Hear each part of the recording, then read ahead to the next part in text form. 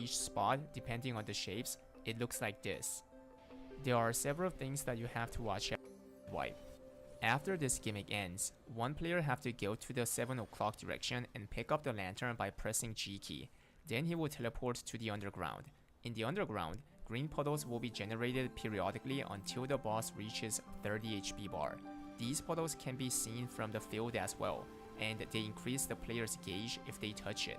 That's why one person must be in the underground to clean the puddles. There are two skills you can use. Q skill is a holding skill that shoots laser. This laser can remove the green puddle if you shoot it. Also, there are mobs in the underground. Lots of you to use the Q skill only for removing the puddles. W skill can stun the mobs for several seconds. The range is like a small cone.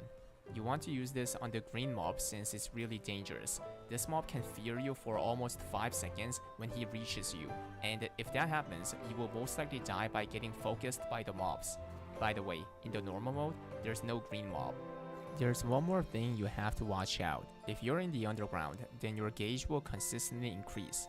The thing is, as I told you in the previous video, when your gauge maxes out, then you will be feared and most likely die by getting focused by the mobs.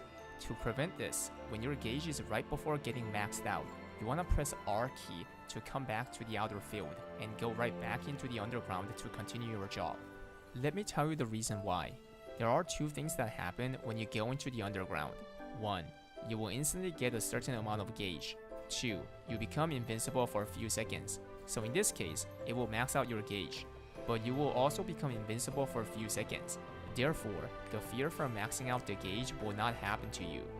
So if I set this straight, the underground player have to remove the puddles until the boss's HP reaches 30 bars by not dying. If he dies, then someone else have to go into the underground, which is really bad since only 6 players will combat with akkan instead of 7. So the party DPS decreases by a lot. Normally, as an eye-level party, if no one dies until the boss's HP reaches 30, the underground player will have 3 to 4 debuff stacks.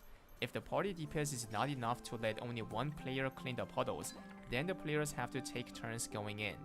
So you can tell the underground player's job is really important. But hear me out. I want you guys to take turn doing the underground job every time the underground player reaches 1 debuff stack. Because as a prog party, if the same player goes into the underground whenever the raid wipes, then he will never learn